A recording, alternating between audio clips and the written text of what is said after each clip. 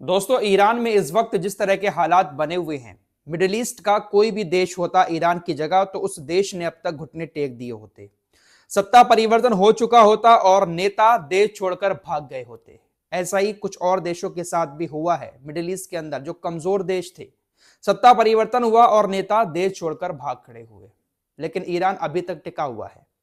Iran इसीलिए अभी तक टिका हुआ है क्योंकि ईरान के अंदर जो विरोध प्रदर्शन हो रहे हैं, उन विरोध प्रदर्शनों में ईरान से ज्यादा इजरायली एजेंट शामिल हैं। जी हां, और अब चुन चुनकर अयतुल्ला खामनेई का प्रशासन उनको सूली पर लटका रहा है। गिरफ्तारियां की जा रही हैं। अयतुल्ला अली खामनेई डोनाल्ड ट्रंप से डर नहीं रहे हैं। जिस तरह से डोनाल्ड ट्रंप लगातार हमले की धमकियां दे रहे हैं, ईरान की तरफ से अयतुल्ला खामनेई की तरफ से कहा जा रहा है कि आप धमकी देकर हमारे साथ युद्ध करोगे, उसके लिए भी हम तैयार हैं। आप बातचीत हमसे करोगे किसी भी मामले पर, उसके लिए भी हम तैयार हैं। हम किसी भी मामले में आपसे पीछे नहीं हटेंगे। फिलहाल बड़ी खबर यह है कि अब काफी हद तक प्रदर्शन खत्म हो चुके हैं। प्रदर्शनकारी अब दूर दूर तक दिखाई नहीं दे रहे हैं। सैकड़ों प्रदर्शनकारियों को गिरफ्तार कर लिया गया है और जो गिरफ्तार हुए हैं उनका जब डेटा निकाला गया तो भाई साहब ये लोग सब के सब एजेंट निकले। ईरानी सुरक्षा एजेंसियों ने 200 से ज्यादा रिंग लीडर भी गिरफ्तार किए हैं, जिनके इशारे पर पूरे ईरान के अंदर ये प्रदर्शन भड़काए जा रहे थे। अब बड़ी बात कल ये सामने आई कि करोड़ों लोग अयतुल्ला खामनेई के सपोर्ट में सड़कों पर इकट्ठा हो गए। अयतुल्ला खामनेई ने इन फोटोओं को शेयर करते हुए अल्लाह का शुक्र अदा किया और कहा, देखिए ईरान वासियों, ये है आपकी ताकत।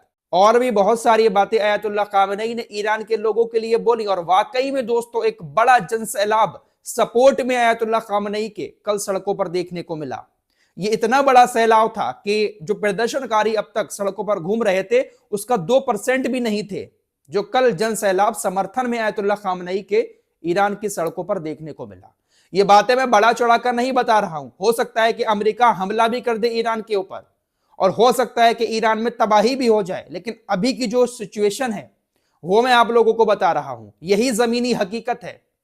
जिस तरीके से इजराइल और ईरान की जंग हुई थी, उस जंग के दौरान भी शुरुआत में ईरान के ऊपर जब हमले हुए थे तो दुनिया भर की मीडिया ने कैसा बड़ा चढ़ाकर दिखाया था कि ईरान तबाह हो गया, ईरान खत्म हो गया। लेकिन जब ईरान ने पलटवार किया था तो इजराइल के अंदर किस तरह की तबाही हुई थी और आज ईरान सही सलामत खड़ा हुआ है इतनी तबाही के बावजूद भी। तो इसी तरह का ये विरोध प्रदर्शन था अयतुल्ला खामनेई की सरकार को हटाने के लिए, लेकिन खामनेई भी जो है वो अभी टिके हुए हैं। फिलहाल ईरान को एक बड़ी कामयाबी ये भी मिली कि स्टारलिंक का जो इंटरनेट है उसको पूरी तरह से ईरान ने जाम कर दिया।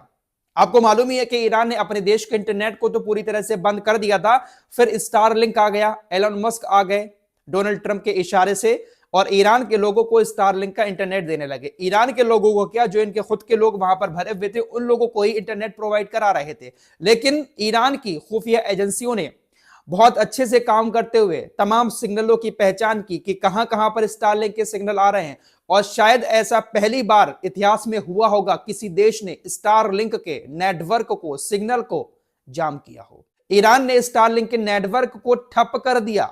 स्टारलिंक का इंटरनेट जो सैटेलाइट से नेटवर्क देता है वो भी ईरान के अंदर काम नहीं कर पाया। जिन देशों में भी अब तक तख्ता पलट हुआ है या जिन देशों में भी अमेरिका, इजराइल जैसे देशों के इशारे पर तबाही हुई है, जब वहां पर ब्लैकआउट होता है तो एलन मस्क अपना स्टारलिंक लेकर वहां पर पहुंच जाते हैं, क्योंकि इनको भी मालूम है कि जो कुछ हो रहा है यहां पर हमारे भी लोग कहीं ना कहीं मौजूद हैं, तो उनको इंटरनेट की जरूरत है और दंगा भड़काने के लिए भी इंटरनेट की जरूरत होती है। लेकिन ईरान के लिए प्लस पॉइंट यही रहा कि सिर्फ एक दिन इंटरनेट चला, लेकिन दूसरे दिन इस तरीके से काम किया ईरान ने कि तमाम सिग्नल को जाम कर दिया।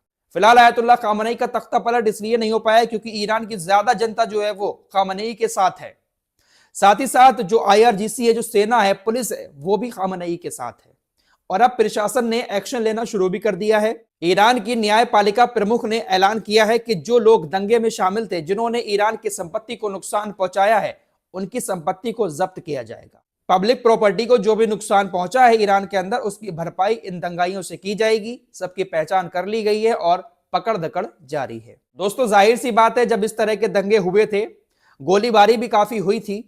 ईरानी मीडिया ने बताया है कि इन दंगों में तकरीबन 109 सुरक्षा कर्मी भी ईरान के मारे गए हैं। तो जब 109 सुरक्षा कर्मी मारे गए हैं तो जाहिर सी बात है कि जो प्रदर्शनकारी थे उनकी भी मौतें हुई होंगी। आंकड़े बताए जा रहे हैं, कहीं पर 500 हैं, कहीं पर 600 हैं। मौतें तो हुई होंगी, क्योंकि जब आमने सामने से गोली चली होगी, सुरक्षा कर्मी 109 मारे गए हैं, तो प्रदर्शनकारी भी मारे ही गए होंगे। फिलहाल इस वक्त एक बड़ी खबर यह भी आ रही है कि अमेरिका ने अपने तमाम नागरिकों से ईरान तुरंत छोड़ने का ऐलान किया है। आप तो जानते ही हैं कि इससे पहले भी अमेरिका मिडिल ईस्ट में जिन जगहों पर हमले कर चुका है या इजराइल कर चुका है, अमेरिका पहले ही एडवाइजरी जारी कर देता है अपने देश के लोगों के लिए कि वहां से निकल जाएं। तो हो सकता है कि ईरान के ऊपर भी कोई ना कोई एक्शन इजराइल या अमेरिका की तरफ से लिया जाए, हो सकता है ऐसा। फिलहाल बातचीत का दौर भी जारी है, बातचीत के लिए भी प्रपोजल भेजे जा रहे हैं। ईरान कह रहा है हम बातचीत के लिए भी तैयार हैं, और साथ ही साथ युद्ध करेगा अमेरिका तो हम सैन्य कार्रवाई के लिए भी तैयार हैं। दोस्तों, ईरान वैसे अंदर से सैन्य ताकत में तो मजबूत है, अपनी सैन्य ताकत को तो बढ़ा रहा है, लेकिन जो ईरान का पैसा है, जो रियाल है, वो बहुत ज्यादा कमजोर हो चुका है, जिसकी वजह से ईरान टूट रहा है। ईरान के रियाल की कीमत अब यूरो में शून्य हो चुकी है। यूरोप के देशों में जहां पर यूरो चलता है, वहां पर एक ईरानी रियाल की कीमत अब 0 है। आसान भाषा में कहूं तो हमारे यहां पर जैसे 5 पैसे 10 पैसे, तो इस तरीके से अगर एक रियाल लेकर आप यूरोप में जाते हैं तो वहां पर एक रियाल की कीमत 5 पैसे 10 पैसे क्या 1 पैसा भी नहीं है, 0 पैसे हो चुकी है ईरानी रियाल की कीमत। और $1 के मुकाबले ईरानी रियाल की कीमत तकरीबन 42 लाख रुपए है। तो इससे आप अंदाजा लगा सकते हैं कि ईरानी रियाल की हालत क्या हो गई है। विरोध प्रदर्शन हो रहे हैं महंगाई के खिलाफ, ये जायज है दोस्तों, क्योंकि ईरान के अंदर महंगाई बहुत ज्यादा है। वहां पर आपको एक साबुन भी खरीदना है ना, तो बड़ी बड़ी बोरियां भरकर नोट देने पड़ते हैं। 1 किलो आलू टमाटर भी खरीदने होते हैं तो बोरी भरकर रियाल देना पड़ता है। दोस्तों, हमारे यहां पर भले ही 90 रुपए तक पहुंच गया है डॉलर, लेकिन फिर भी गनीमत है भाई। कहां $1 की कीमत 44 लाख रियाल और कहां सिर्फ 90, फिर भी बहुत गनीमत है। हालांकि हमारा रुपया भी गिर रहा है, लेकिन 90 रुपए पर भी बहुत गनीमत है। और देशों के मुकाबले अगर देखा जाए तो हमारे यहां का रुपया फिर भी काफी स्ट्रांग है। हालांकि और सरकारें जो पहले रही हैं, आज से 5-7 साल पहले रुपया काफी मजबूत हुआ करता था, 50, 60, 55 रुपए तक था, लेकिन अब तकरीबन 90 रुपए तक पहुंचा। अगर कहीं ऐसे हालात बन जाए कि 1000, 10,000 तक पहुंच जाए तो सोचिएगा हालत क्या होगी। कहां 44 लाख, दोस्तों सोचिएगा कितना बड़ा अमाउंट होता है यार। $1 की कीमत 44 लाख। अगर हम डॉलर लेकर ईरान घूमने जाते हैं और वहां पर जाकर ईरानी करेंसी में डॉलर को एक्सचेंज कराएं, तो भाई उसको रखने की भी जगह हमारे पास नहीं होगी। इसीलिए ये विरोध प्रदर्शन हो रहे हैं। अब ईरान की करेंसी इतनी डाउन कैसे हुई? दरअसल इसके पीछे सबसे बड़ी वजह अमेरिकी प्रतिबंध है। हम लगातार आपको मिडिल ईस्ट की खबरों के दौरान ये बताते रहते हैं कि आज अमेरिका ने ये प्रतिबंध लगा दिया, आज ये लगा दिया, आज यूरोप के देशों ने ईरान पर यह प्रतिबंध लगा दिया। कुछ लोगों को लगता होगा कि प्रतिबंधों से कुछ नहीं होता है, ईरान तो अपनी ताकत दिखा ही रहा है। दरअसल प्रतिबंधों से बहुत बड़ा असर पड़ता है।